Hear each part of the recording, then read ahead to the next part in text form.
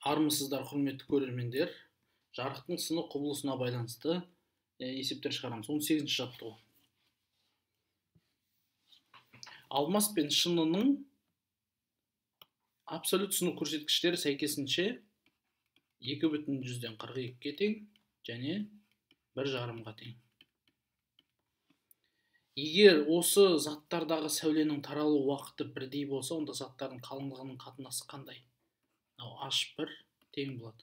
Жылдамдық енді S бөлінген N1 болып қалады. S деген жарық жылдамдық.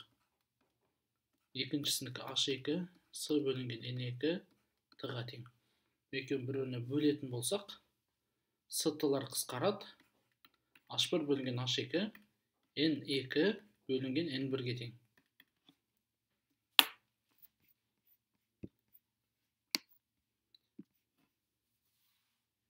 Бір жарымды 2,42-ге бөлеміз. 0,62 шамамен болады. 0,62. Екінші есеп. Күн сәулесінің ауадан, ауа шыныға өткен кездегі түсу бұрышы 60 градус, ал сыну бұрышы 30 градус. Міне. 60 градуспен түседі, 30 градуспен сынады. Жарықтың шыныдағы таралу жылдамдығын және де толық ішкі шағылу бұрышын табыңыз. Ауаныкі сыну көрсеткіші 1-ге тең, шынынікі N болсын. Шынының енді сыну формуласын жазайық. Синус альфа 60 тең болады. N көбейтілген синус 30. Тогда N неге тең? Синус 60 ол түбірасты 3 бөлінген 2-ге тең. Синус 30 ол 1 бөлінген 2-ге тең. Тогда сыну көрсеткіші түбірасты 3-ге тең. Жарық жылдамдығы S бөлінген N болады. Яғни 3 бөлінген түбірасты 3 оның 8 дәрежесі метр секунд. Түбірасты 3 шамамен 1,7-ге тең. 1,7 көбейтілген оның 8 дәрежесі метр секунд болады. Толық шағылу бұрышы. Ол қай кезде? Егер жарық 90 градуспен бұлай шығатын болса,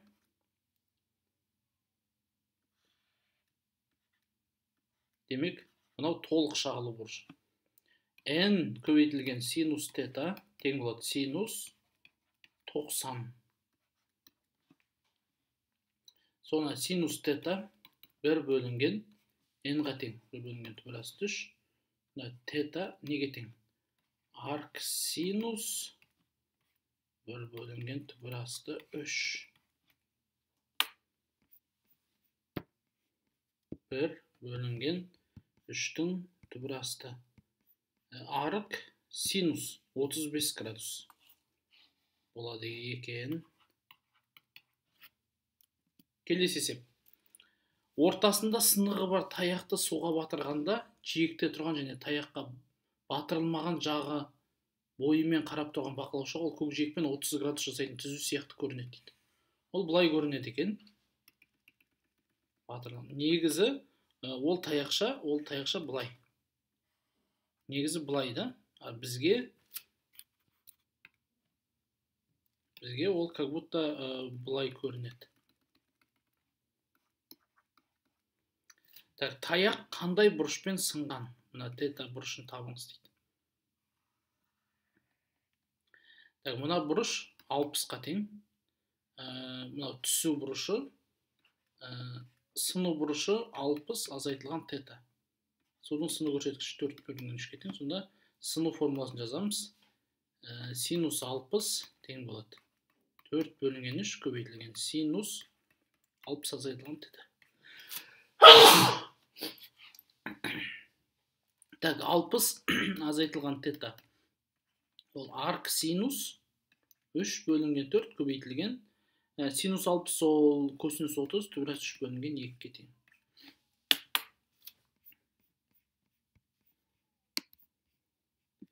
Так, 3 көбейтеміз түбір асты 3-ке, бөлеміз 8-ге.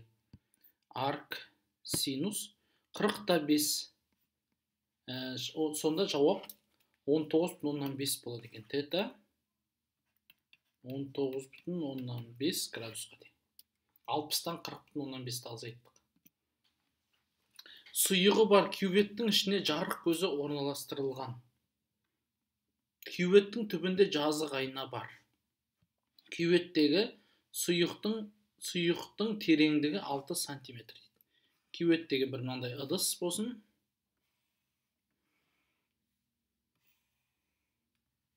Егер сұйықтың сыну көрсеткіші 1,14 болатын болса,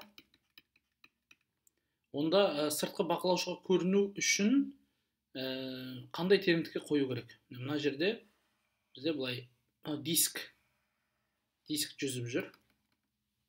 Дисктің ортасы болсын. Сонда бұның радиусы R. Және де жарық көзі қандай тереңдікте тұру керек дейді. Жарық көзі мына жерде тұр.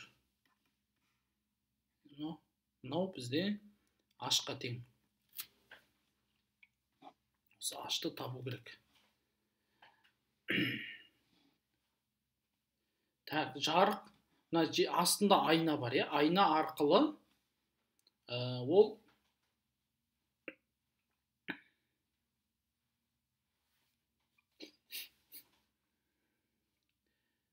бұлай шағылысып, мынандай кішкене бұрыштармен бара алады. Мысалға бір сәуле бұлай қарай барады. Сонда ол мына жақта қандай бұрышпен шығады? Кішкене үлкендеу бұрышпен шығады, Енді ең үлкен кіші бұрыштарды бұлай тоже тапсақ болады. Кішкене бұрыштар.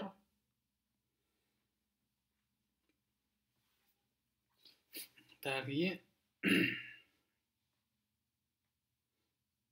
мына жақтарға көрінеді. Ал ең үлкен бұрыш неге тең?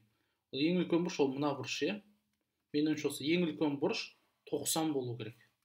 Сол кезде ол бүкіл көрінеді. Мына жақта бақылаушыға да көрінеді. Яғни осы бұрышты біз тауып көрейік біріншіден тета. N көбейтілген синус тета сыртқа шыққанда синус 90 болу керек. Тета бір жағынан толық сыну бұрышы болады. Ол арк синус 1 бөлінген 1,14. Қаншаға тең екен? 1 бөлінген 1,14. Арк синус 61,3 градус. Енді мына жақ неге тең? Ол 6 сантиметр. 6 азайтылған H-қа тең, Мынау бұрыш тета болады. Радиусты қалай табамыз? PR квадрат 3,314-ке тең. 314 сантиметр квадратқа тең. Сонда R квадрат, ол 314-314-ке бөлсек, 100 сантиметр квадратқа тең. Сонда радиус 10 сантиметрге тең, Мына радиус 10 сантиметр. Сонда мына жерде 6 азайтылған H бөлінген радиус тең болады котангенс тета, 1 бөлінген тангенс 61,3. Сонда H неге тең? 6 азайтылған 10 бөлінген тангенс 61,3.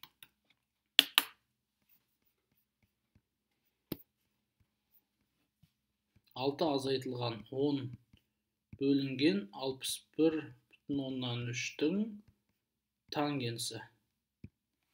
0,5. Жауап 0,5 сантиметр қашықтықта болу керек. Ал енді қалыңдығы 6 сантиметр жазық параллель пластинадан жарық өткен кезде бүйірлік ығысуын анықтаңыз дейді. Бүйірлік ығысу деген қалай болады, балалар? Ол былай болады. Егер жарық мына пластина болмаса, ол былай қарай жүретін еді. Ал енді пластинадан бола жарық не істейді? Сынады, иә?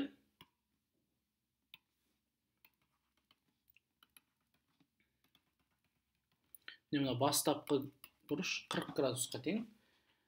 Сосын бұл жарық одан кішірек бұрышпен сынып, сосын мына жерде қайтадан 40 градуспен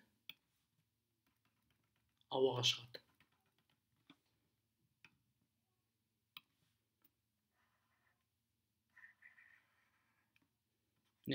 Бізге мына бүйірден ығысу деген мына x неге тең дейді.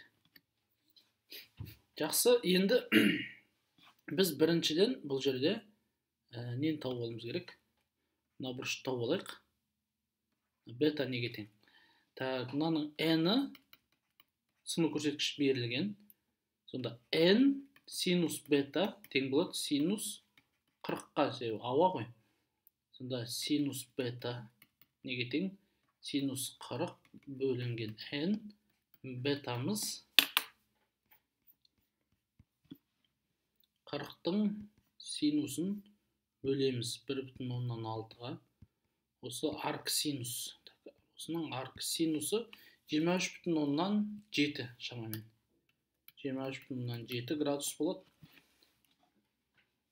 Ал енді келесі бізге табу керек. Қашықтық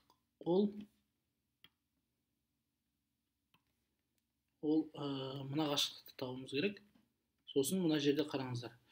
Бұрыш, мына бұрыш бізде 40-қа тең. Демек, мына бұрыш 50, мына бұрыш 40 болады. Мына 40. Мынаны үлкейтіп біраз көрсететін болсақ. Тік бұрышты 3 бұрыш, е? Мына жерде біз қазір табатын болсақ, мынау дельта x. Мынау 40. Онда біз x табамыз. X неге тең? Дельта x көбейтілген косинус 40. Ал x-ті қалай таба аламыз? Ол үшін біз мынадан x1-ді, сосын x2-ні тауып, екеуінің айырмашылығын табуымыз керек. Так, x1 неге тең? Ол мына қалыңдығын біз h деп алатын болсақ, h бөлінген косинус бета көбейтілген синус бета, яғни h тангенс бетаға тең. x2 тоже h тангенс 40-қа тең, е? Мына бұрыш 40. Сонда дельта x-іміз неге тең екен? Енді мынаның тангенсі, мына бұрыштың тангенсі, азайтылған 40-тың тангенсі, бұны көбейтеміз 6 сантиметрге, 2,4 сантиметр болады. Сонда бүйірден ығысу x 2,4-ті тағы көбейтеміз 40-тың косинусына 1,184 сантиметрге ығысып тұр екен. Келесі, биіктігі 10 сантиметр етіп су толтырылған стаканның түбінде тиын жатыр. Судың сыну көрсеткіші 4 бөлінген 3-ке тең. Бақылаушы тиынды су бетінен қандай тереңдікте көреді? Мынау бізде су болсын.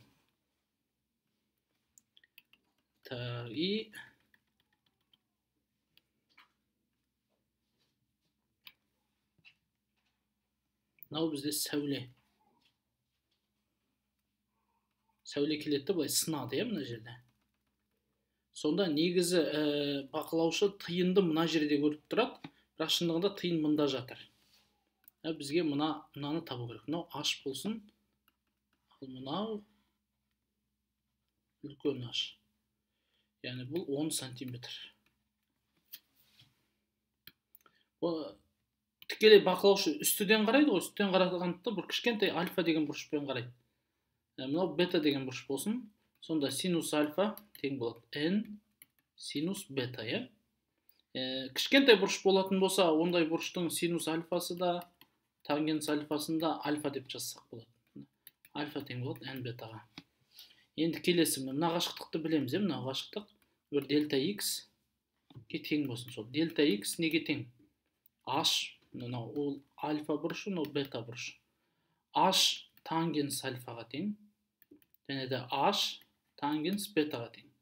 Тангенс альфа, тангенс бетаны яғни альфа, бета деп жазамыз. Себебі бұл бұрыштар өте кішкене. Неге біз былай салдық? Ыңғайлы болсын деп осылай салдық. Сонда h n бета тең болады h бетаға, беталар қысқарады. Сонда h бөлінген n-ға тең.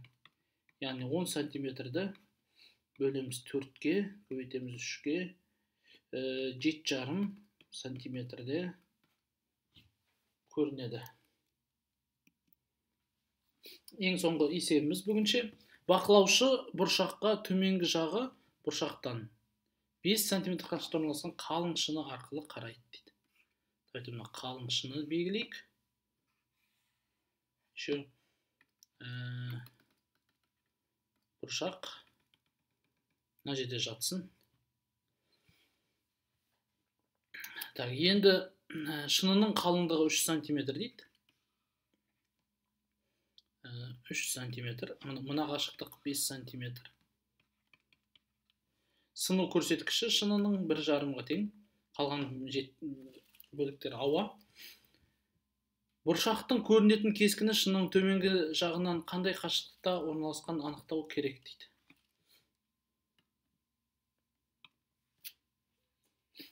Енді мынаны жаңағы алдындағы есепті сияқты шығарамыз.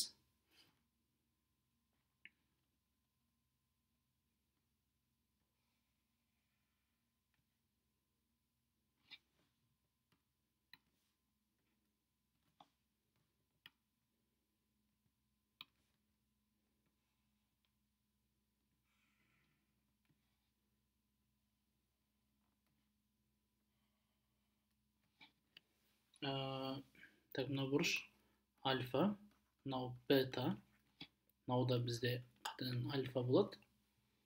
Ал енді бұршақ өзі негізі қай жерде көрінеді? Мында көрінеді. Мына бұрышты альфаға тең. Так, мынаны табу керек бізге. Y неге тең?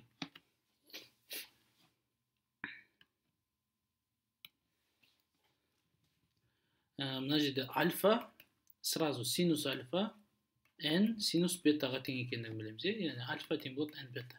Себебі өте кішкентай бұрыштары болған кезде синус альфа, тангенс альфа, барлық альфа болады. Ал енді бізде өтейік. Y қосылған 3, мына қашықтықты тауып отырмыз ғой. X тең болады. Y қосылған 3 көбейтілген тангенс альфа тең. Мына жақта не болады? 3 көбейтілген тангенс бета қосылған, астыңғы жақта 5 көбейтілген тангенс альфа. Бетаның орнына альфа бөлінген n-ді жазатын болсақ, біздің жауабымыз шығады. Альфа 3 бөлінген n қосылған 5. Сонда 3 қосылған y тең болады. 3-ті 1,5-ға бөлсек 2 қосылған 5 болады. Сонда y бізде 7 азайтылған 3, 4 сантиметр болады екен. Жақсы, осымен есептеріміз бітті. Кішкене бұрыш деген оптика, геометрикалық оптика тақырыбында плейлистіміз бар. Содан қарап көрсеңіздер болады. Осыған байланысты тағы да есептер шығарғанбыз.